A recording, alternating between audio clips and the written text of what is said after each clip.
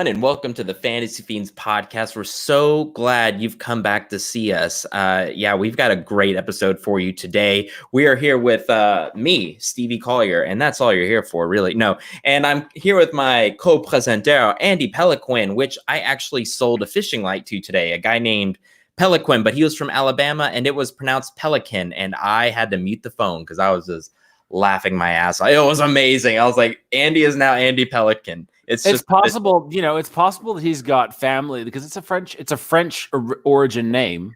So if he had family that came over from France and settled into Alabama somehow, it was New Orleans. I'm sorry. Okay. It was New Orleans. That makes sense. That's right. Yeah. And we are honored today to have M.G. Herron, who is the author of the awesome Culture Shock. Damn it. I had it pulled up and then I moved it. It's the Culture Shock. You would know it if you saw the cover. I mean, I absolutely love it. It's got are those tentacles or it's very Cthulhu inspired. I'd have to say that's the first thing I thought of. I was like, yes, tentacled aliens. It's aliens. Yeah. Oh, okay. I like my tentacles in my hentai. Thank you very much. Yeah, I'll stick to that. When I see a tentacle, I'm just like, oh, something good. You know what? I'm gonna stop right there. Yeah, Stevie, makes me sound weird. Way too much anime. You know what? I actually have not watched a lot of hentai though. I don't see the appeal. It's not my thing. Andy, please, Jesus Christ. All right. So today we have a very awesome podcast for you today. We're going to be reading from Culture Shock, which we're going to have a lot of fun with. And I just have to say, and I've been saving this, Matt, you look just like my cousin who was in the military. That's amazing. What a weird coincidence. It's really somebody's doppelganger. Dude, he looks nothing like me. And so just to see you there, I'm like nervous that you're going to beat me up because he used to like practice all his WWE moves whenever I was 5 and he was 15. It was horrible. At one point, he threw me over a gate fence and the males in my family are just like, that'll tough him up. And instead, it just gave me mental scarring. So it's all right. That's why I bring up hentai on my podcast that I want to monetize one day. Great job. And apologies in advance. I don't want to scare you off. Yeah, no, dude, you're good. And I know Matt is very mature because he coughed earlier and like used his elbow. Like I was like, damn, that was quick thinking too. Like that sneeze. Follow WHO guidelines. Dude, but actually, I'm in quarantine. I haven't left my house in like a week, so I don't know why I'm covering my mouth. So I've been here for a week, 2 weeks now, leaving once a day. At least you're quarantined with your baby Yoda. Yeah, it's true. You see that? My Chinese knockoff baby Yoda back there? Dude. Oh, where? I don't know where I am. Back there. Oh, yeah. That is awesome. Over there, bookshelf. I got one of those Facebook ads. I don't think it's a legit one. I don't think Hasbro okayed this design, but I appreciate it. Dude, I love that you brought that up. Andy, can I please share my screen real quick? I gotta show the audience. Look at this. It's honestly, I love crude stuff, but I will say that this went a little too far. It's a baby Yoda touching germs. Not only is it copyright infringement, but they're trying to do like this thing where he's touching COVID, and you got all of these with that baby Yoda. I'm like, what does baby Yoda have to do with freaking? Oh shit! I said it. Dang it! Now we can't monetize this. Oh well, it's all right. But my brother showed me that it was a Facebook ad, and you should read the reviews or the comments. It's hilarious. But it's funny that you bought that. Today we have an awesome video for podcast for you guys today, and I swear it is not hentai. It's actually a very serious topic about the blinders of preconceived notions, which I'm gonna let Andy just kind of take over on that before we talk about the cool things that happened to us this week. Don't we do the cool things first? You want to do that first? Yeah, let's do it first. I'm all disorganized. So Matt, MG. Guys, he's M.G. Herron. If you're looking him up on Amazon, M.G., is it also on Audible? Yeah, the first book and the next two are each coming out with an audiobook. Hear that, Steven? And it's narrated by Oliver Wyman, right? That's right. Monster Hunter International, Oliver Wyman. I also heard he was in a Cat Dog movie, which kind of makes me even more impressed just because the range in that is serious. So I'm really excited. You talking about Cat Dog? Yeah, I already enjoyed the characters, so Nickelodeon. We should see. We're talking about Nickelodeon's Cat Dog. Cat Dog Nickelodeon, that's right. They did a TV show and then they did a movie. Yeah, that was right around my time. Cat dog, little world with a little cat dog. Yeah, I watched a lot of TV as a kid. Well, Matt, they had a good run. Yeah, dude, great stuff. So Matt, what we do at the beginning of our podcast is we talk about something cool that happened to us this week, last 2 weeks, something relatively, what's the word, in the soonest that's happened to us. Andy, my English is broken. Recent past. It's like recent past, Matt. What is something cool that's happened to you recently? And if not, Andy can go first for me if you need to think about it. I think I'll have to think about it. You go, Andy. All right. So nothing super out of the ordinary has been happening because it's just a normal day in the Pelican household. You know, everyone's quarantining and stuff. And really the only thing that's changed is that I can't go to the gym and, I can't go hang out with friends once or twice a week. But the rest of the time, it's like just staying indoors anyway, normal. So it's been pretty quiet. But I started work on the new Cerberus, book 6, which is halfway through the series. And I'm 8 chapters in. I started on Saturday. I'm 8 chapters in, and it's been a super fun book, but a really complicated one to write because there's a lot of really complex stuff. This is the sniper versus sniper battle, which I'm super excited to finally write. But some really amazing twists and turns, or like a lot of the things that have happened in the story so far have pushed forward like the series wide arcs. And so you've got a lot of like small story action going on, but then interspersed throughout there's stuff that pushes the main story arc at large forward. So I've been having fun. And then tomorrow starts the action. Well, no, yeah, tomorrow morning, bar fight. It's going to be a fun one. Ooh, very nice. Yeah, if you ever watch like a military movie and it's when the sniper versus the other sniper, those parts always like are the most intense for me. And then I think it's in Saving Private Ryan, that guy gets shot through the scope. Yeah, dude, that scene, and then pretty much the whole movie of Enemy at the Gates is just so tense.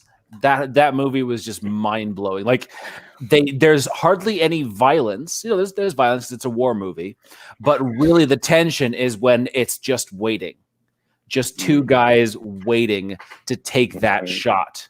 It's going to be a lot of fun to write that scene, or it's going to be like a pretty long thing because it's basically his replacement, or a sniper who was trying to take the character's, records for marksmanship and stuff. So she thinks that she's as good as him, or she's trying to be as good as him, but she's a peacetime sniper and he's a wartime sniper. So there's just like that small edge there, and it's going to be a fun one to write.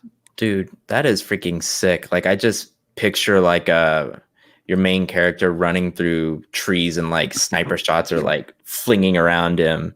But see, that's a mistake. That's not how snipers do it. And this is something that I basically had to rewrite the outline for the book because my preconceived notions of snipers. Oh, nice. Tying that in there with the topic, they were super wrong. So last week I spent basically 24 solid hours just reading. I read the Navy SEAL and U.S. Army manual on snipers. And so that it delved a bit into counter sniping for the police and SWAT. Oh, cool. And super, super interesting. A shit ton of information, kind of brain overload.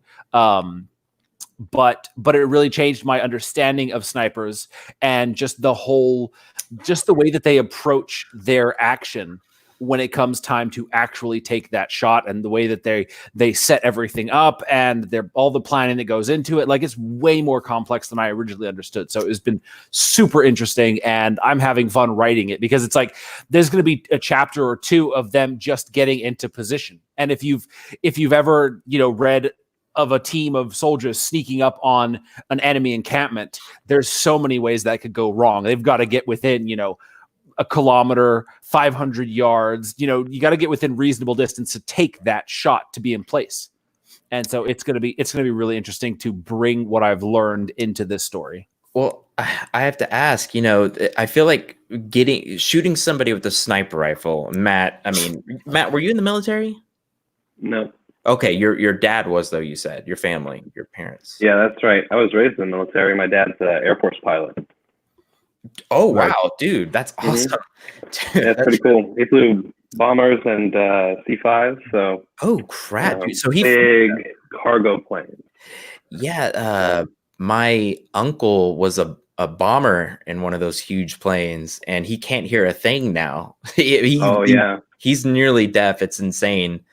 And Wow. yeah, but I was going to ask you, Andy, the having to shoot somebody through a sniper rifle to me seems like it's very intimate. Like you just have to be mentally prepared to see that shot go off, and it's not like you're just spraying and praying.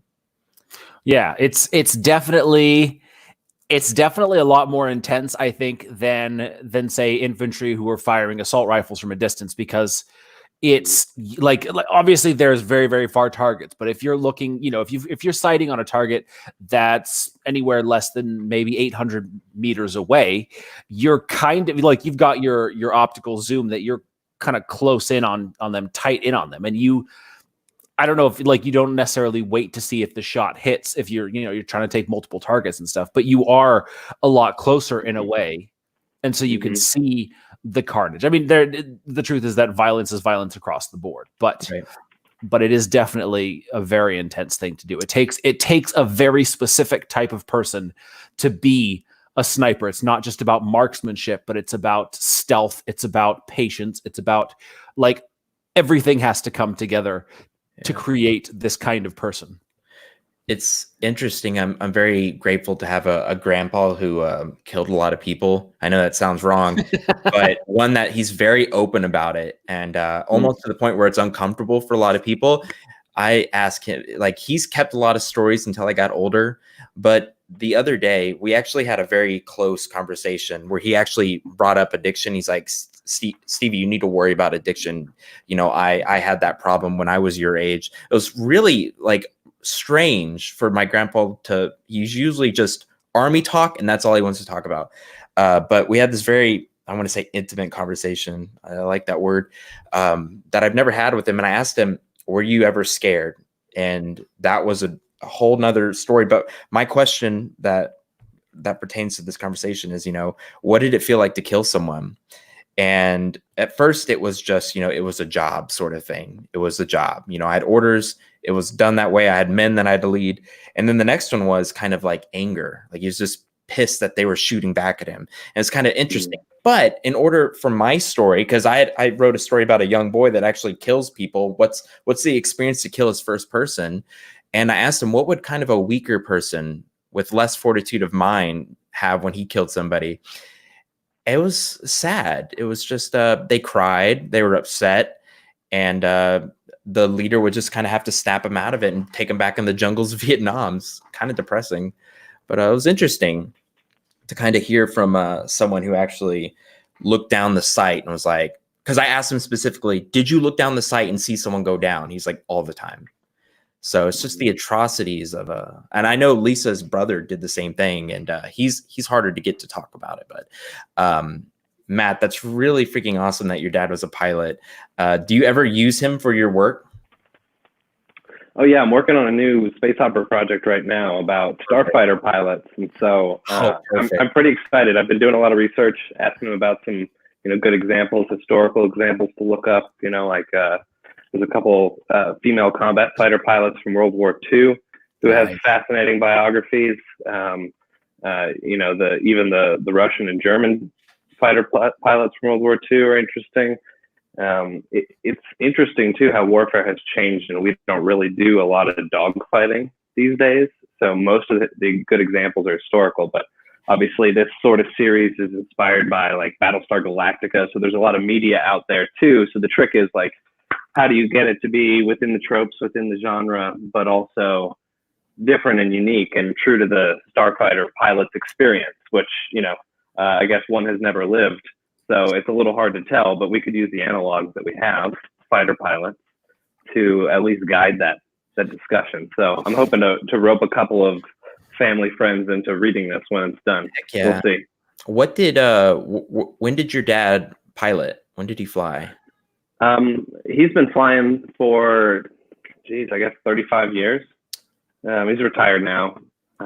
But yeah, wow. probably since the late 80s.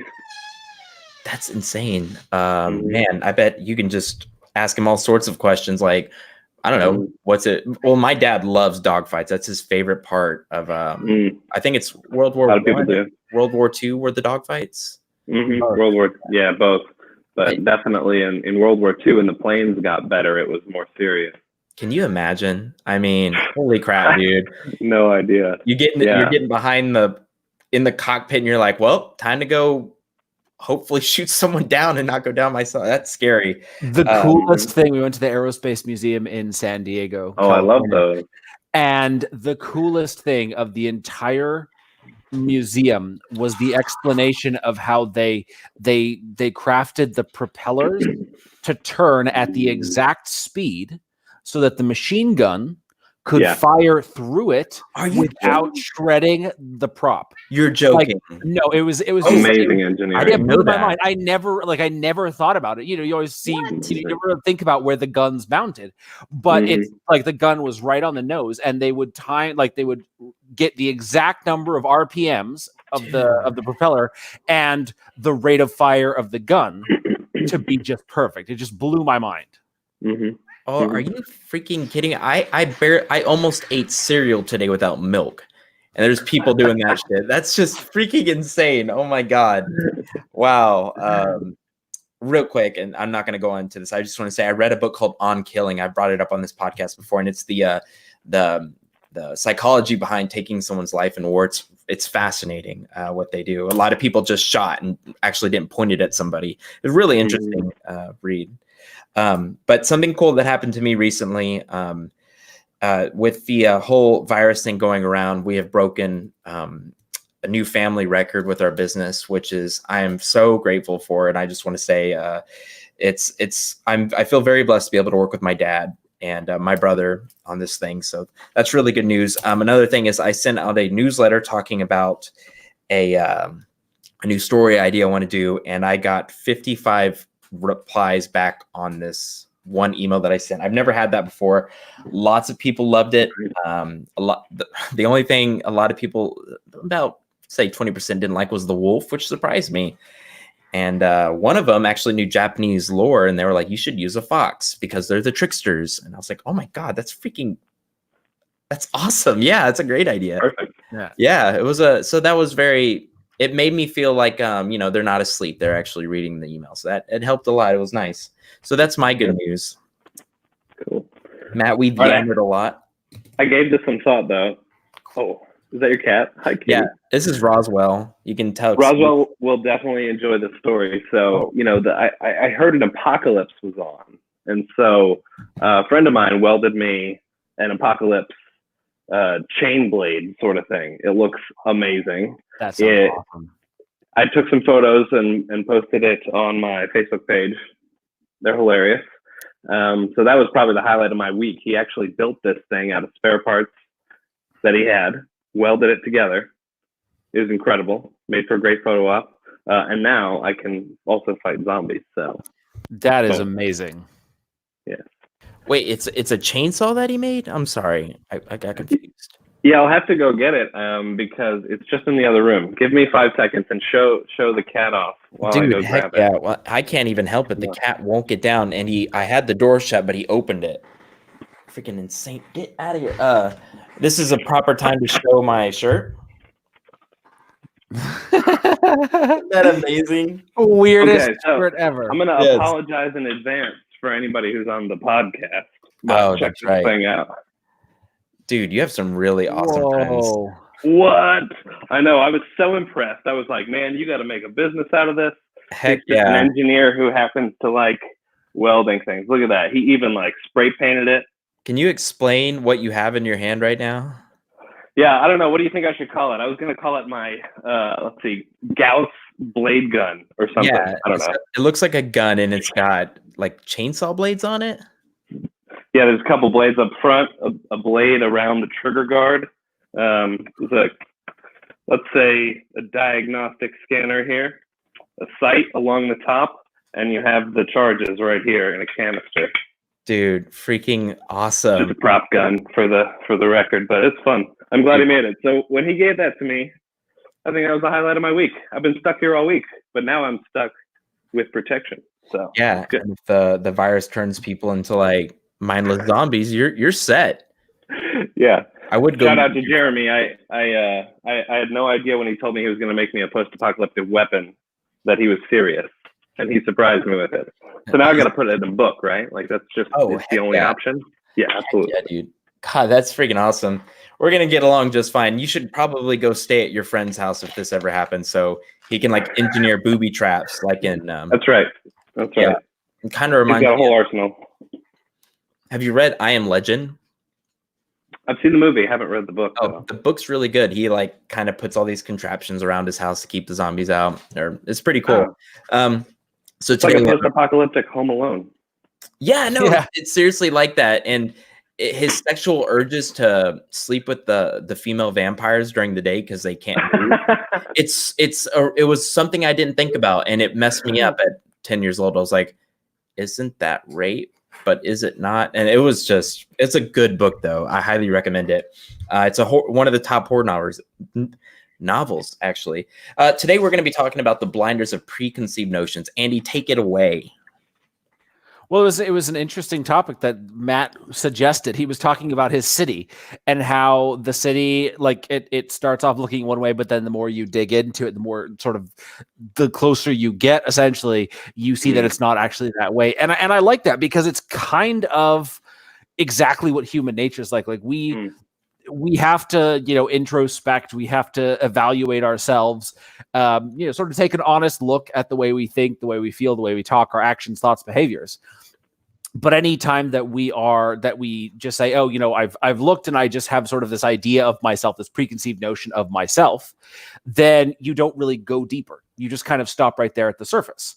And when you do that, you fail to actually dig and find the root of what's going on. And that's when you don't actually evolve and grow as a human. That's a really good point.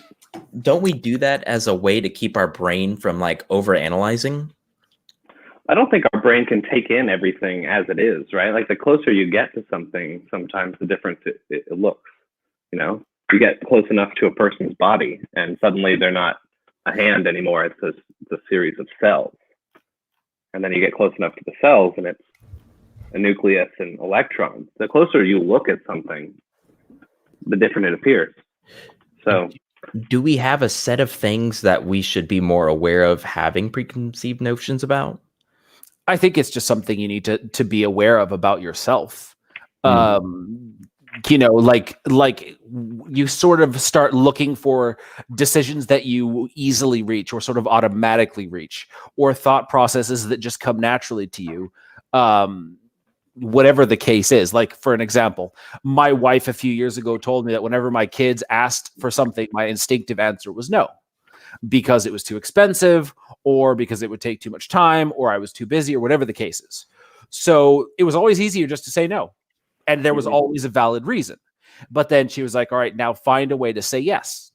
So that's sort of one of those preconceived notions that if she hadn't said that and I hadn't dug deeper, it would have just been no was the easier, simpler, more direct answer because it was, it always made sense to say no. But then when I started looking for a reason to say yes, it sort of got me thinking more about, okay, instead of I'm too busy or is there something that can happen without me because I'm busy, maybe they could do it without me, or it's too expensive. Is there a way to do it cheaper or a way to afford this? You start thinking about things from a different angle or looking for a different approach to something that you automatically did before. And that's when you grow. Would this be correct then? I preach a lot that, whatever you say out of your mouth is, you're programming your mind and your thoughts. And I always preached it. And then I never really looked at it myself. And then I realized, wow, I'm using a lot of negative wording whenever I talk. So my preconceived notion was that I was perfect already and that my speech was always positive. Yeah. Because I was trying to think of one that went with Andy's that was better. No, I'm kidding. So Matt, did you come up with this idea for this talk today? Yeah, we were emailing about it, and one of the things that I love about this book is it's based in Austin, and I live in Austin. I love this city, and it's one of the reasons that I stayed here was because of the culture in the city and how it is. One, it's a great music scene. There's a lot of tourism. There's festivals every year that bring in a lot of people. Not this year. A lot of those were canceled this year due to the current pandemic happening. But one of the things I love about this city is that the closer I look, the more I find. It's almost like all of this stuff is hidden in plain sight. And that really drove one of the themes behind the book, which, Culture Shock is about a bounty hunter who discovers aliens in Austin, Texas. It's a little bit Men in Black, a little bit Harry Dresden thrown in, right? He's a bounty hunter. He is a private, in Texas, to be a bounty hunter, you have to have a private investigator's license. So that's part of it. And so he chases people down, finds missing perps or missing people, and behind it all in the backdrop is the city of Austin, subtly changing as he learns more about the mysteries. So it's one of the things I love about the city. And one of the things I really enjoyed writing the book was being able to place it in a city that I'm already familiar with. And then being able to warp reality and kind of change it around. I've definitely used the landscape of Austin to my own benefit. You might say I even stretch the rules a little bit with physics, like Stephen King likes to with his main towns, but I think that's only fair. It's my Austin, it's Gunn's Austin. And that's the best part about it, is that it's changed over time as he's developed. And the city's changed over time as I've lived here too. I mean, I moved here in 2012, so I've been here for 8 years. And it's changed dramatically since then. The East Side has developed, gentrified. A lot of people are getting pushed out. Something that I loved about the city became something that was a burden to somebody else. So there's another angle on preconceived notions, right? Something that I was excited about is actually ruining somebody else's livelihood. It really gives you perspective. Where did you move from? So at the time I was living in Germany. We mentioned my dad was a military pilot, so he was stationed in Germany a little while. And after I got out of college, I moved out there and traveled around for quite a bit before moving back to Austin. So, that's another thing, is I kind of came here with nobody else I knew here. It was a leap of faith, and discovering different parts of the city was part of the fun of doing that. I'm actually in Cedar Park. Good. Yeah. And you know what I'm talking about. Oh, heck yeah. I've lived in Texas all my life, besides a stretch I was in LA. Go get it. Go get cat. This cat is freaking insane. Go. Texas is good. Austin was on the top of my list. I had like 10 cities I wanted to move to. And I have some family in Dallas. And so I kind of stopped there on the way in. And the rest is history. Like, I was just going to check it out for a few years, but I never left. That's really cool that, Austin has had such an impact on you that you would actually write a book on it. Yeah. Like, well, if you're familiar with Austin, I think you'll really enjoy it, because there are definitely a ton of Easter eggs in there. His office is on the east side. That's cool. He goes to the Museum of the Weird on 6th Street. Like, been there. Scene for sure. 6th Street's the bar scene in the sequels, so it'll be fun. That's really awesome, man. Well, that's really cool. So the perceived notions, Andy, are could you give us an example of the perceived notions in the book? Yeah, I mean, a lot of it manifests in the plot. Some of Gunn's friends turn out to be not what he expected. The perp he's chasing in the first book also turns out to be unexpected. And it's also about people he knows having secret identities and secret lives and secret passions that he didn't know about, that slowly come to the surface. So, one of the tropes, and I guess not necessarily flaws, because we all love it, but something that's pretty typical of detective stories is everybody else changes, the detective stays the same. And that's because they're usually episodic in nature. Like Sherlock Holmes, he doesn't really change. He's kind of just Sherlock. It's Watson who changes as the stories go on. And so one of the things that's fun with detective stories is you get to evolve the characters around him as much as you evolve him. But one of my goals with this story is to really transform who this character is by the end of it. So, I would say it's threaded throughout the whole story. It's really maybe the central theme. So it's pretty interesting that Andy hit on this after we were talking about a bunch of different stuff. Breakfast tacos didn't make the list, which, we'll have to agree to disagree on, but the rest were good.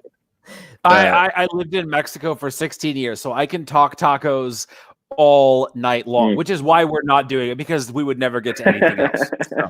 Oh, yeah, battling Austin, Texas tacos. Yeah, that sounds like a great show. We probably need like tasters though, right? Oh, absolutely. Dude, we've got Torchies here.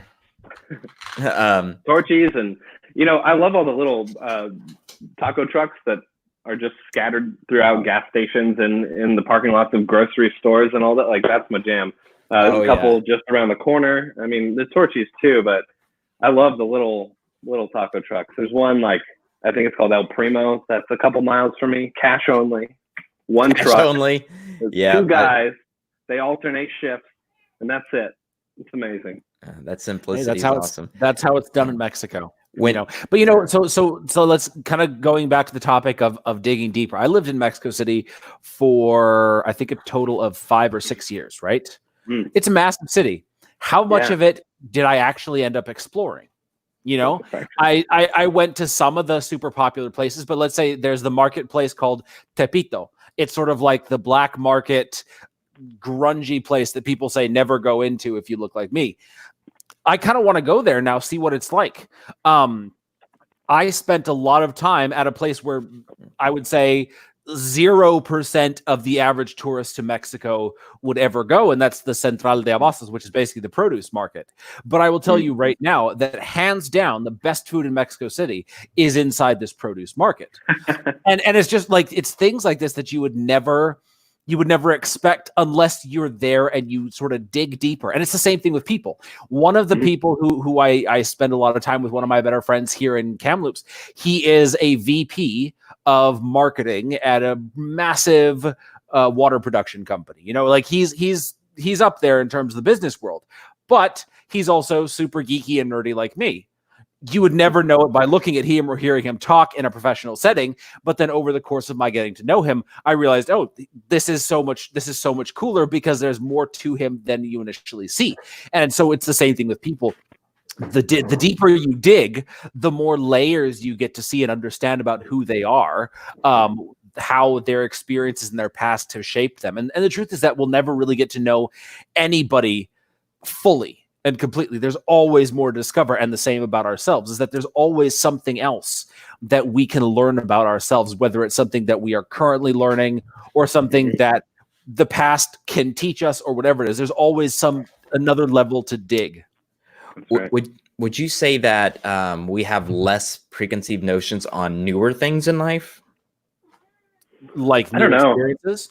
Yeah, like, so you go into a new town, you have less preconceived notions, or do you have already these stigmas about it? I think it depends on your frame of mind. A lot of people are very down on new technologies as they come out.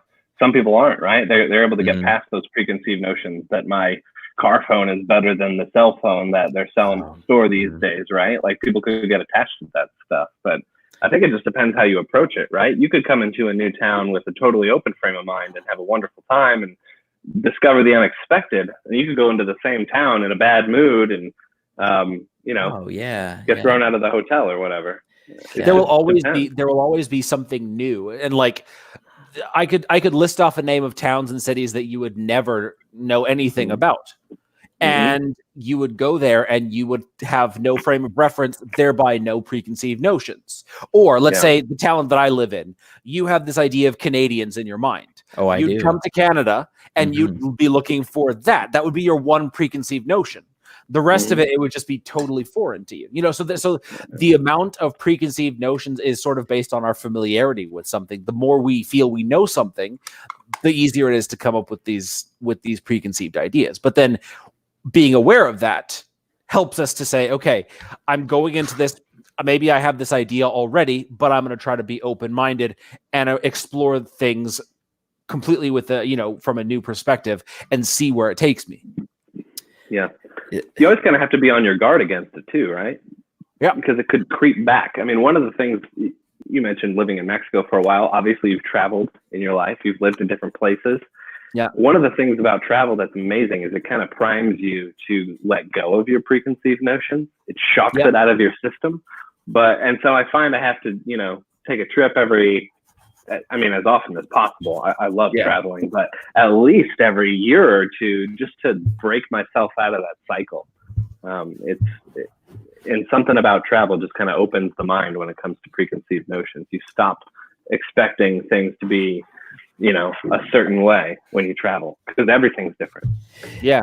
And I've noticed this thing with whenever I studied French, my grandpa was pretty upset about that. Not upset about it, but he's just like, he has these preconceived notions about France. All very true. negative. Sure.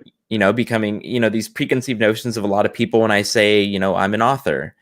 I had one lady answer back, and this bothered me. It pissed me off. It was a couple of yeyears ago, and she's like, "Oh, so you're poor?"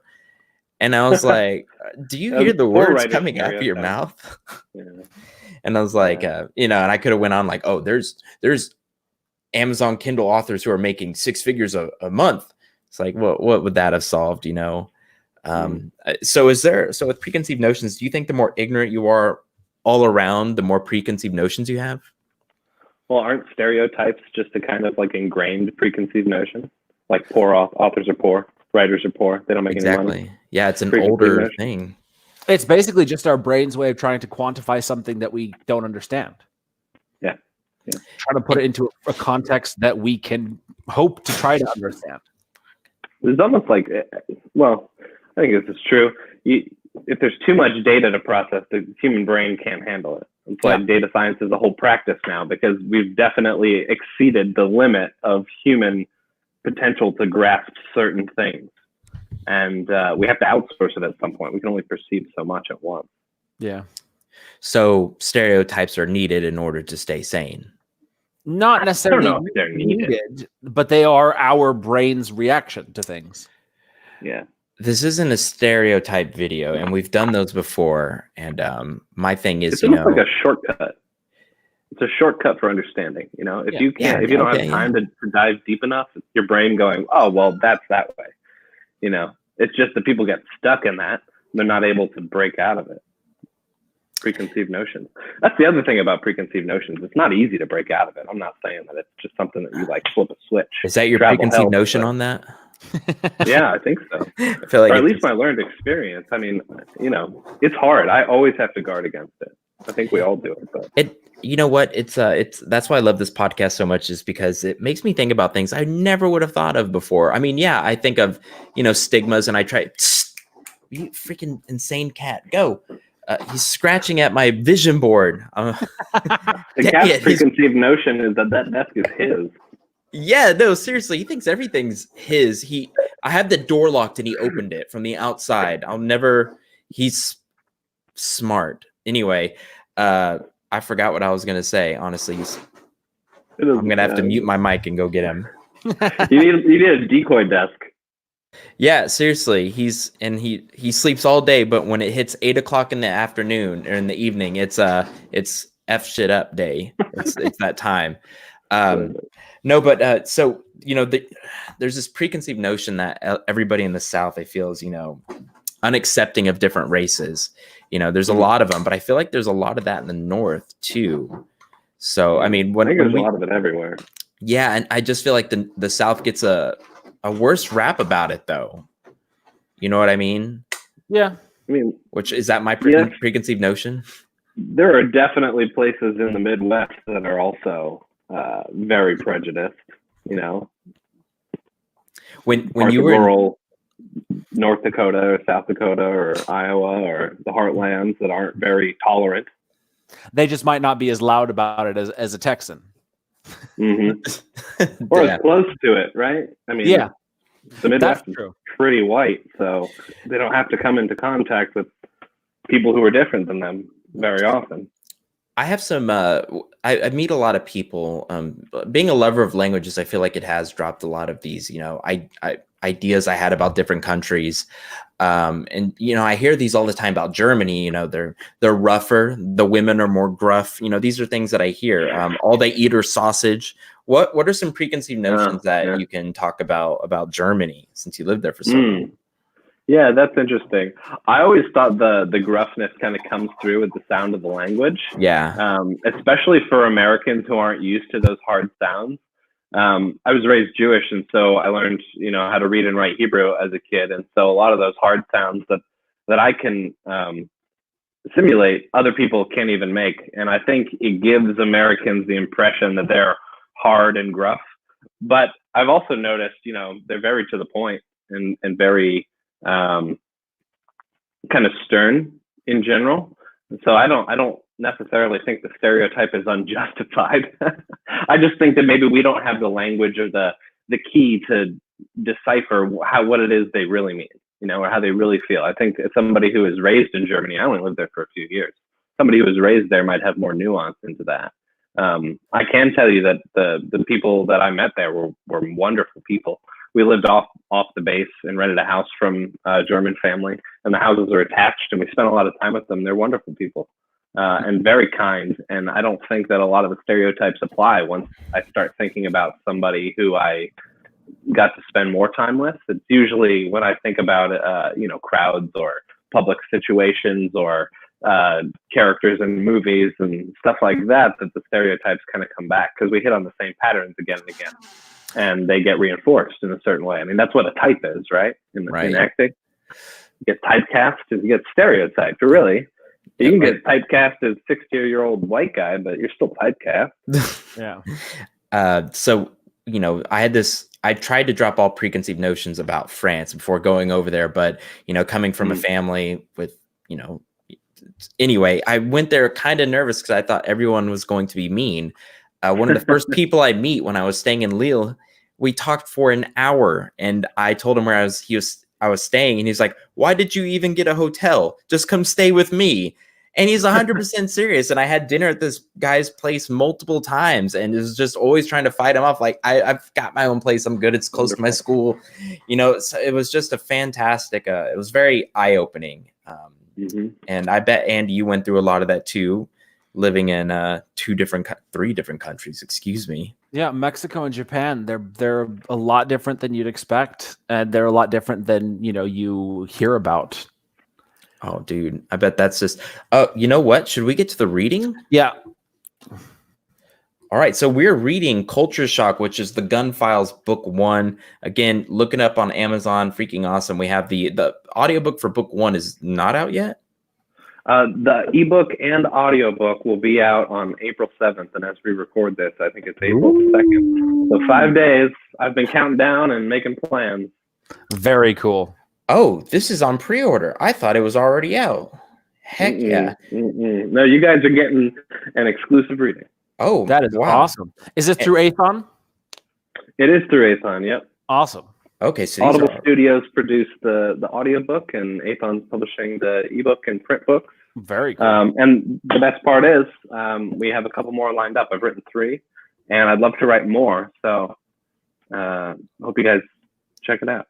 That's awesome. Heck yeah. All right, so Matt, you're the director of this snippet. So there's, as far as I can tell, there's 3 parts, right? There's the narrator, then there's the voice of the guy, and then there's Annabelle Summers. Is that right?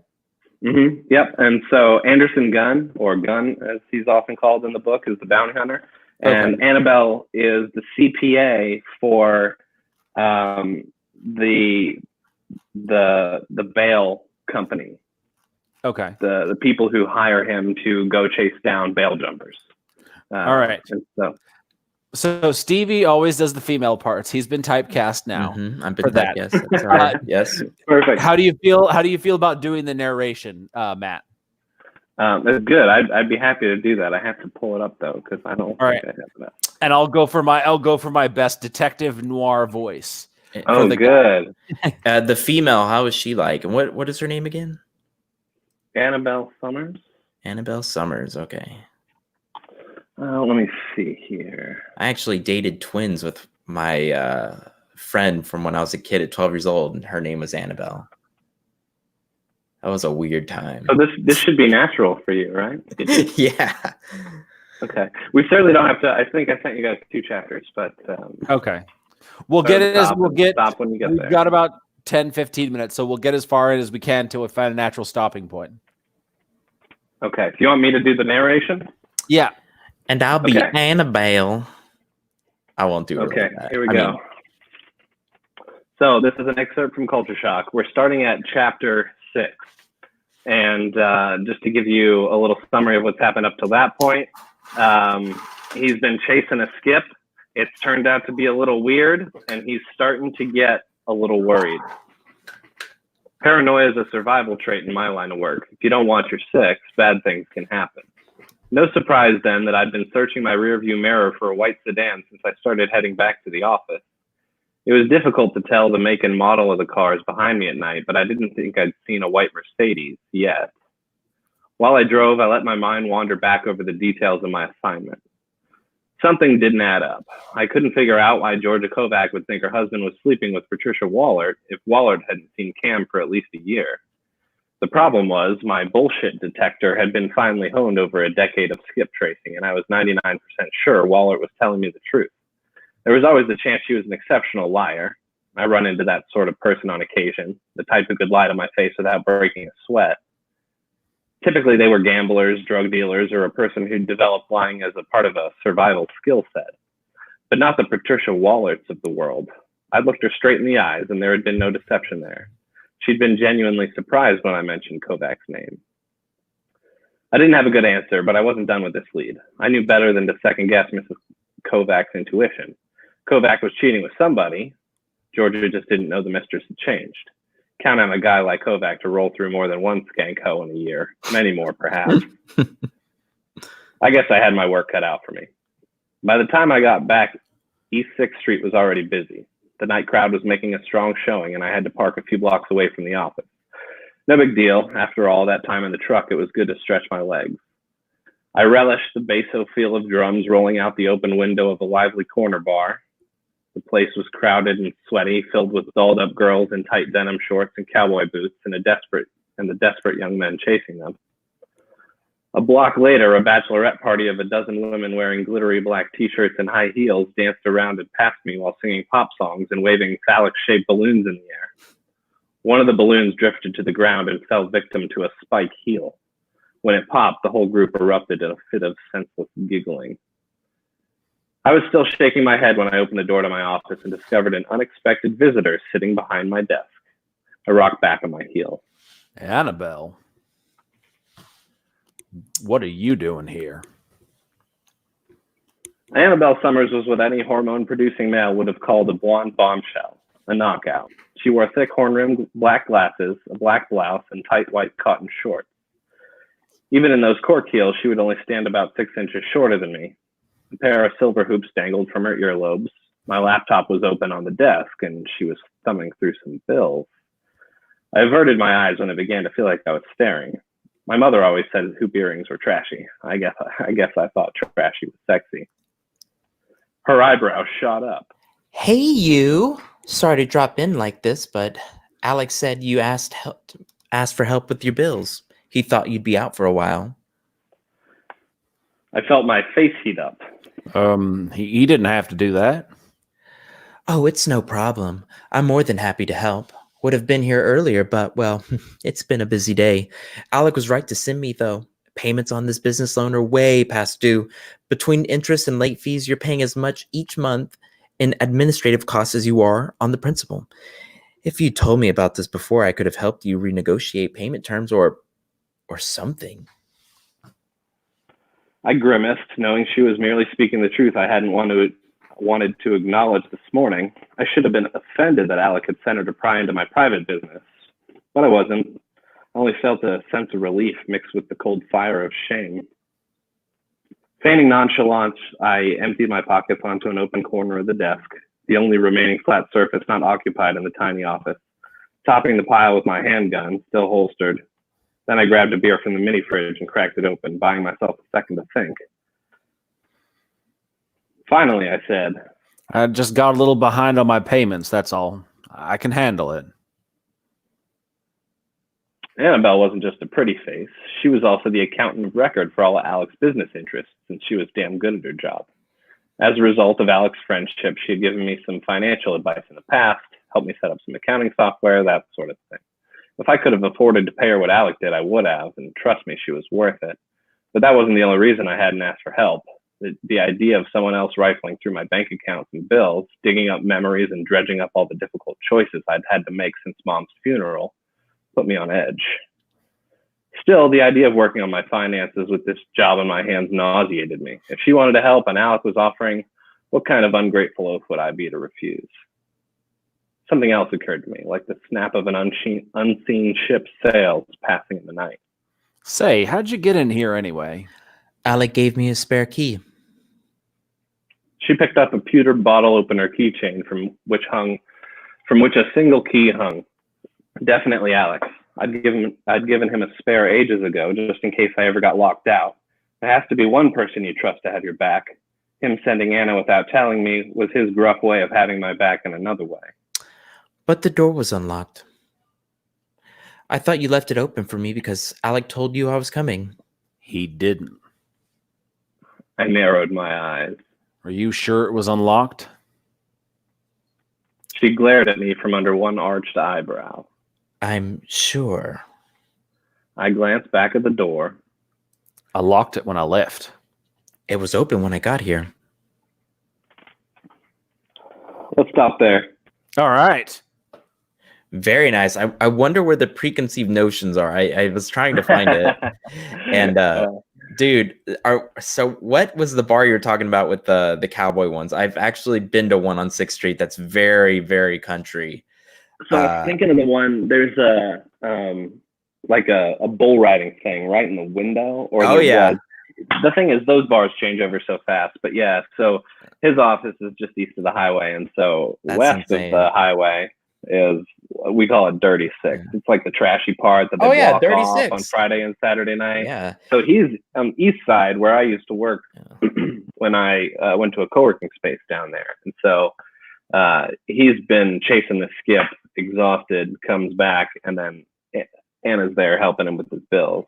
He finds out the door was left unlocked, and then But he locked I guess it. we'll just have to see what happens. That's really good shit. I mean, that's a good place to stop off. And if you don't know anything about Dirty Six, he got it perfect. Like, seriously, it's disgusting. When I used to go there, like, I didn't go there for very long, but I've actually, it was like 9 o'clock in the evening, and already they had this overweight guy. Yeah, his face was in a urinal in his vomit, and I pulled him out and went and told the cops, and they looked at me like I was insane.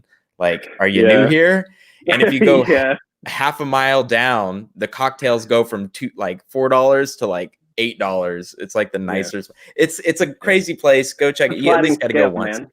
As you go down the street, the bar tabs go up. It's like, oh, I guess I'm on the west side of 6th Street now. It really does. It's not always like that, right? During the day, it's totally normal. There's businessmen walking around during work hours, but at night they actually lock off. Actually, I heard during this quarantine. During this quarantine, it was the first weekend in like 10 years or something where they hadn't cordoned off 6th Street. They boarded up the bars, actually. That must be eerie. Yeah, it is. During the day, though, all the vomit's cleaned up, and it's actually a very family-friendly place. It's actually nice. That's where you go to the Weird Museum. Yeah, man. That's place. Just so emblematic of this city. It's a totally different place in day and night. Right? And if you're a fan of secret bars, the speakeasies, go check them out in Austin, Texas. There's a lot of really cool ones. Lots of really great history in Austin, Texas. I love it here. I don't think I'll ever move. So I go to Austin Community College actually for my Japanese, Matt. So cool. Matt, I wanted to ask you, are you what do you do besides writing? So I work for a marketing firm in Austin. I do content strategy, which is basically like modern day brand marketing, websites, content marketing, advertising, that sort of stuff. Nice. And then I publish books on the side. Yeah, so you get to work from home right now. Yes, right now we are all working from home. Yeah, that's good. I feel like a marketing firm could work from home. You know? Yeah, it's true. I mean, I would say probably normally with travel and stuff, but 20% of the staff's always remote anyway. So we always have the tools to do it. And it's not like we can go to our clients' offices for every presentation, right? So we're kind of set up for it, but it's still a shift. I think it's both easier and harder than people expect, especially people with kids and families at home. Yeah, that's really tough. Are you by yourself? I'm married. My wife okay. works here too, so she always works at home. Her desk is actually right there, and we have our dog, but that's it. So it's pretty quiet for us, not too hard. But I feel for some of my coworkers. I keep seeing their kids in the video. Yes, honey, you can have a snack. Oh, dude, yeah, I love all the videos out right now. The parents tricking their kids that they have school that day and stuff. It's great. Yeah. Well, awesome. Matt, thank you so much for joining us today. Guys, if you want to pre-order this, and you know you do because you just heard it, you can find it on Amazon right now. It's the Gun Files, and that's Gunn, or just simply look up MG Herron, Herron. And I just want to say, like, I deserve a reward for not making any like red heron jokes. Like, God, every 10 minutes I wanted to do one, but I was like, Andy, please. You get to keep your job on this podcast for another week. That's your reward, Stevie. Thank you very much. Bad jokes will get you fired. Yeah. I have like thanks for having me, guys. Yeah, I Matt, really appreciate it. This has been fun. Do you have a website, social media? Where can people follow you? Yeah, you can find me at mgherron.com. That's mgherron.com. And links to all my social media is on there. I'm probably most active on Twitter at mgherron or Facebook. So you can always find me there. He is the modern day Agatha Christie, which, guys, if you want to see some twist endings, do the Roger Alkaloid book. Roger Alkaloid. Read that book. That last 10 pages like threw me for a loop, just like Ender's Game. Great stuff. I love crime fiction. So that's what got me started. That's actually, Andy, I was taking a crime fiction class when I emailed you. Yeah, I wrote my first thing I wrote a crime fiction for class. I was like, hey, maybe I can do this. Contacted Andy, and he replied to me. I was like, why does he have time to email me back? I don't know what to say. Showed my brother. It was crazy. It's funny. Awesome, Matt. Thank you so much. That is it for this Fantasy Fiends podcast, guys. We really appreciate you all coming to hang out. We'll be back next week. We have some pretty cool, exciting news, which I'm going to hold off on telling you instead of spilling the beans. Maybe we'll do it next Thursday, Andy. Yeah, next week we've got J.A. Andrews coming on the podcast to talk about her new series. Very cool series. I don't think I've talked to her. Yeah, she's super awesome. Yeah, we've done swaps before, but it'll be nice to actually finally meet her. She's a dragon lady, right? Yeah. Yeah, I remember J.A. Awesome. All right, guys. Well, we'll see you next week for an exciting podcast or episode of YouTube. You know it's going to be awesome with J.A. Andrews. We love you all. See you next time. Bye. Remember jazz fingers. Well, it just looks like I'm doing spells. How do you do jazz